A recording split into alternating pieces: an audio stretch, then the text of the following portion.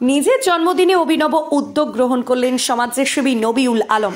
নিজের জন্মদিনে বিশেষ উদ্যোগ গ্রহণ করলেন ময়নাগুড়ি ব্লকের সাপটিবাড়ি 2 গ্রাম পঞ্চায়েতের নবিউল আলম।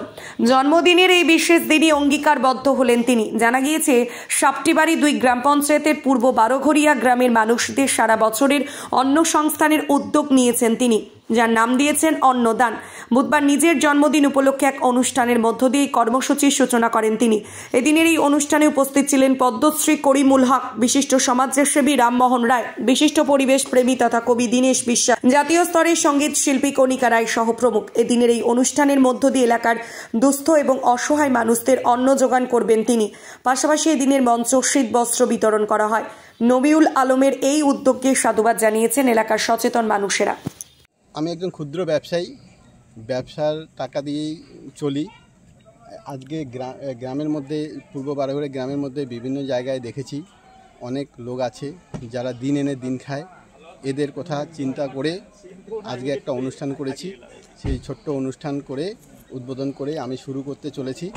এই গ্রামে যারা অসহায় মানুষ আছে, যারা দিন এনে দিন খায়, তাদের উদ্দেশ্যেই, তাদের জন্যই আমি আজীবন খাওয়ারের ব্যবস্থা করছি। আজকের থেকে কি এই শুভ উদ্বোধন? হ্যাঁ, আজকের থেকেই আমি আজীবন খাওয়াবো। এটা একটা বড় দায়িত্ব। আমি দেখেছি অনেক মানুষ দেখেছি তারা নিজের পরিবারকেও দেখে না, আর আমি আজকে অনেক বড় একটা দায়িত্ব নিয়ে নিলাম। হ্যাঁ, যেই দায়িত্ব জানি না ভগবান আল্লাহ কতটুকু আমাকে হেল্প করবে। এই দায়িত্বটা আজকের থেকে নিলাম। আজকের থেকে আমার টেনশান বেড়ে গেল। প্রত্যেকটা মানুষকে যেন আমি খাওয়াতে পারি, দরিদ্র মানুষকে। এই বলে এখানে একটা আমি কি বলবো, একটা ঘর করেছি। এখানে রান্নার ঠাকুরও আছে। এরা ডেইলি এদেরকে খাওয়াবে। যারা খুব দুস্থ মানুষ, যারা রাতেরটাও খেতে পারবে না, তাদের জন্য দিনের বেলা রাতেরটাও টিফিনে করে নিয়ে যাবে। মোট কি তিন বেলাও কি খাওয়ানোর ব্যবস্থা? না, সকালবেলাটা ওরা বাড়িতেই খাবে, আর দুপুরবেলা আমার এখানে খাবে। এবং যদি সেই খুব গরিব হয়, সে রাতেরটাও টিফিনে করে নিয়ে যাবে। দু টাইম খাওয়ার জন্য আপনি? হ্যাঁ। আচ্ছা, দেখা যাচ্ছে যে আপনি এর পাশাপাশি যে সমাজসেবাগুলো কাজ করতে, কেন এই উদ্যোগ আপনার? আমার ভালো লাগে এই গরিব দুঃখীদের পাশে থাকা, দান ধ্যান করা। আমি কয়েকদিন আগে শিলিগুড়ি NGP টু বীরপাড়া বানারহাট পর্যন্ত সন্ধ্যা 7:30টায় ধরেছি, সকাল 7টায় ছেড়েছি। যারা ফুটপাতে পড়ে আছে, যারা স্টেশনে পড়ে আছে, তারা ঠান্ডায় কাতর হয়ে আছে। এই যে ডুয়ার্সে এখন ঠান্ডা পড়া শুরু হয়েছে। এদের দুঃখের ভাগিদার হয়ে যারা ঘুমিয়েছিল তাদের গায়ে দিয়ে চলে এসেছি, যারা জেগেছিল তাদেরকে পরিয়ে দিয়ে চলে এসেছি। যারা ঘুমিয়েছিল তারা সকালবেলা উঠে দেখে নতুন কম্বল। এটা আর একটা ফিলিংস। হ্যাঁ, খুব ভালো লেগেছে এবং খুব খুশি ওরা। তার সঙ্গে সঙ্গে আমিও খুশি। এই দিন সারা রাত দিয়ে এসেছি।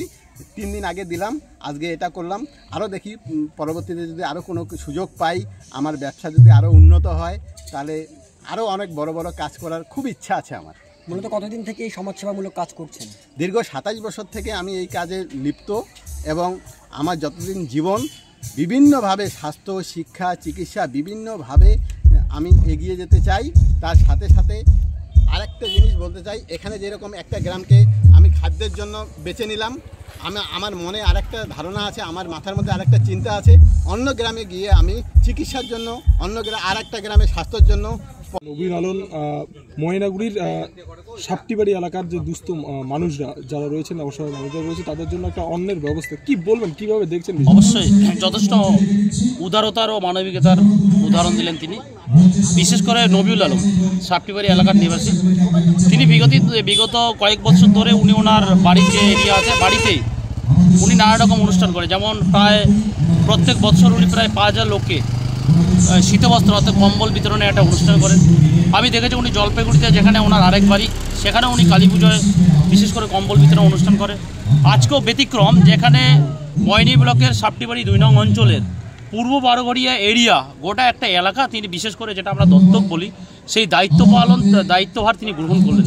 তার এই যে দায়িত্ব পালন গ্রহণ করার যে মহান উদারতা, সেই উদ্যোগকে আমি অবশ্যই সাধুবাদ জানাই। আমি প্রত্যেকেই বলবো যে আলমের মতো মানুষকে, বিশেষ করে আলমদার মতো মানুষকে একটু সবাই যেন আশীর্বাদ করে। আগামী দিনে এই রকম মানুষের পাশে যদি থাকা যায়, আগামী দিনে অনেক মানুষ এই কাজগুলোতে আরও মহৎভাবে এগিয়ে আসার চিন্তাভাবনা করবে। তাই ওনার এই মহান কাজকে আমি অবশ্যই সাধুবাদ জানাই। উন্নত মানের পাঞ্জাব আলু বীজের বিশ্বস্ত প্রতিষ্ঠান দাস পটেটো কোং। আপনি কি আলু চাষি? আপনি কি আলুর ভালো ফলন চান? তাহলে উন্নত মানের পাঞ্জাব আলুর বীজ কিনতে হলে আসতে হবে দাস পটেটো কোন। সেই বিশ্বস্ত আলুর দোকানটি রয়েছে ধূপগুড়ি সুপার মার্কেটে। দোকান মালিক সোহেল দাস। পশ্চিমবঙ্গ সরকারের লাইসেন্স প্রাপ্ত উন্নত মানের পাঞ্জাব আলু বীজের দোকান। এখানে উন্নত মানের সমস্ত রকম পাঞ্জাব আলুর বীজ পাওয়া যায়। যোগাযোগ নাম্বার 9064944025 অথবা 9907002979 অথবা 8967640014 এই নাম্বারে।